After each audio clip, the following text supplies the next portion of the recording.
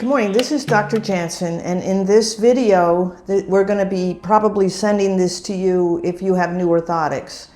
Because if you're getting orthotics, you probably have some type of foot pain. Not every patient does. I do get sent patients with back pain, knee pain, hip pain from the orthopedists. But most people, I would say 75% of people have foot pain. Now what happens when you have foot pain is, one, it's going to bother your sleeping habits, because when you have foot pain and you sleep, your foot will contract or point. So in other words, your foot will point like this when you're sleeping. Also your knee will point and your hip will point, and you're sort of sleep like that. So what happens is the muscles, as you're shortening all the muscles, they get very tight, they get very contracted. And then when you wake up in the morning and you go to stretch all those muscles out, you actually can have pain in the morning. And it goes away if you take a hot shower or you're moving around, because the muscles then start stretching out. So the pain starts going away. So that's one problem. One is when you have foot pain, your muscles are probably contracted. Another problem is that when you have foot pain, you tend to walk with your center of gravity forward, like you're walking on eggshells, you know. So the gait becomes, so you're walking like this. And I'm over-exaggerating, but, patients come in and they're sort of tiptoeing. The heel doesn't really touch the ground. And the thing is that you get the pain away from the arch and the heel. You're not really putting much weight on it. But to do that, you have to have your center of gravity very forward. And then you can see that to do that, I have to contract my hips, I have to bend my knee, and my ankle is also flexed, again, in that pointed position. And then when you bring the heel up like this, it shortens the calf muscle. So, and then thirdly, I would say that I cause part of the problem, because what I'm going to do is put you in orthotics, and thank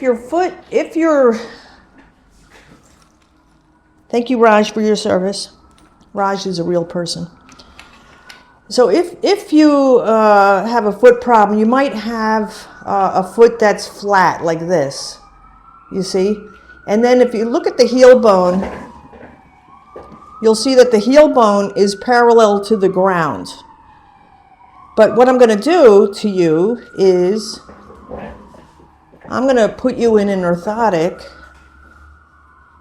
and what that will do is that's going to lower the heel bone, the back of it, it's going to lower it down, you see? So now there's an angle between the ground. So it's going to go from parallel to the ground to being at an angle to the ground.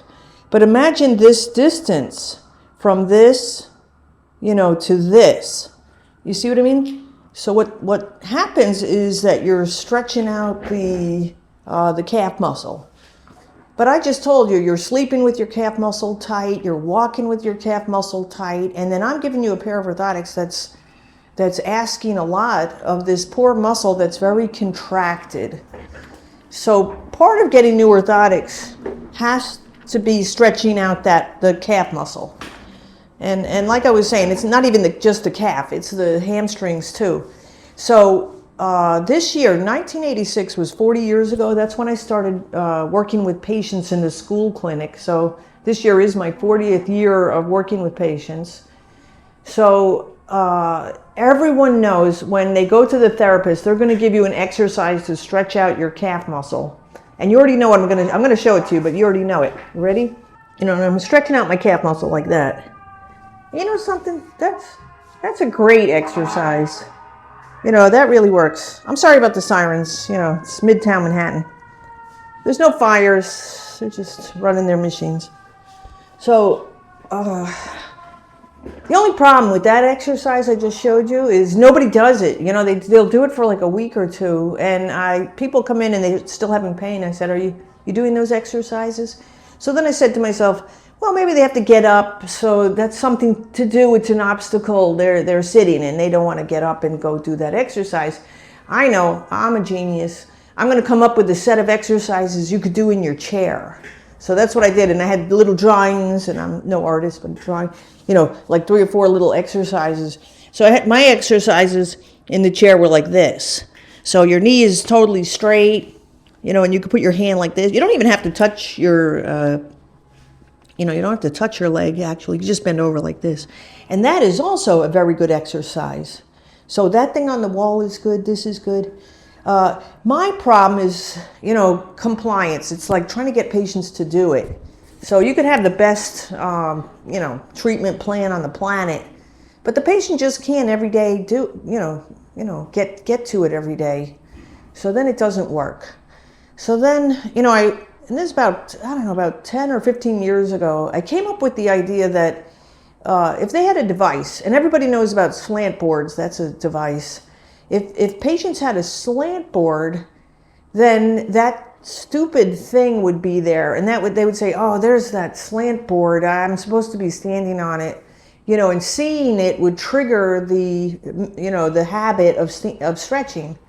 So that was working pretty well, and I had these old Italian guys cobble together these little wooden slant boards. I don't like the double slant boards, because if you have both feet on a slant board, you're not really, you're using a lot of active muscles, so you really don't get that much stretch on a double foot, wide slant board. So I needed a 1 foot slant board. And the other problem I had was that some therapists were giving the patient this instruction to hang the back of their foot off a stair or something, and patients were ripping their Achilles tendon.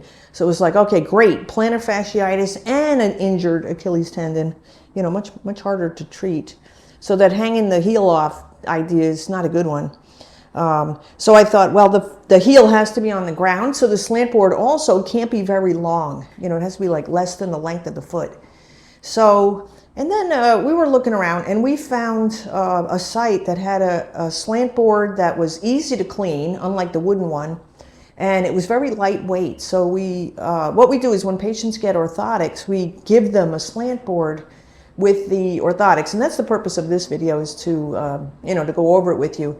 So now you know the 3 reasons why you need to stretch. You're sleeping contracted, you're walking contracted, and the orthotic is asking a lot of your calf muscle to stretch.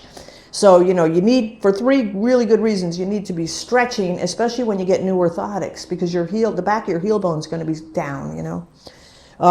So let me show you the slant boards. So these are the slant boards that we use. We'll either give the patient, you're the patient, the double one, or we have this one, which is 2. Some people are so tight, we actually have them sitting with their slant board. So you can like be working and working, typing at your desk and keeping your heel is down, compared to the front of your foot. So these are the double boards, or the single board. And the single board is really better standing. And you can put your foot like this, but your heel is nice and stable on there, you see? And it's only wide enough for 1 foot. You can't, to do 2 feet, because there's no reason to do 2 feet at a time. It won't work. Stretching has to be very passive, like you're doing it while you're sleeping, in fact. So you put your slant board in front of your bathroom sink, your kitchen sink, somewhere where you're going to go. Now, how are you going to do it? You're going to do it frequently, but not for a long time. So you could do it for like 10 or 20 seconds per foot and just switch back and forth, like that, while you're brushing your teeth, say. Try to keep your knees straight while you're doing it. And then if you wanted to get more of a stretch, you could put the foot a little bit behind you, if you wanted to get more of a stretch. But this way you see the slant board, so it reminds you to do it every day, and it's in some awkward place where it's bothering you. Like in front of your, like what if you had a workspace like this, and and I'm checking my tablet to look at the notes on the patient, so I could see my slant board and stand on my slant board while I'm working on my tablet like that. So put your slant board in some kind of a workspace, the bathroom sink, the kitchen sink, the desk, something like that. So you see it, and you're going to do it, if you do it 10 times, then do it another 10 times. You can't do it too much. And short, frequent stretching is better than one long session of stretching, like that thing against the wall. You do that once a day. That doesn't do that much for you, doing it once a day. So that's how you do the slant board. Now, if you're really bad, and we don't do this in the beginning, but if you're still really bad, having arch heel or Achilles pain, and Achilles is the pain back here. You know, it's in the in the back of the ankle up here, Achilles pain. If you're having that, and after a month or so you're still having bad luck, then we send Nick into the room, and he gives you something that he calls the marriage wrecker, and he fits it on your foot. And that's a night splint. So remember I was telling you you're sleeping contracted? So, then we have a night splint, and you sleep with this at night. And what it does is it stops your foot from pointing like that. It doesn't have to be tight. You know, it has a wedge in here. You can actually take the wedge out. Now there's brands. You can get these online too, so you can put the wedge, but if it's bothering you, you can take the wedge out. But if you're feeling okay, you can put the wedge in like that. So a night splint is another way to go.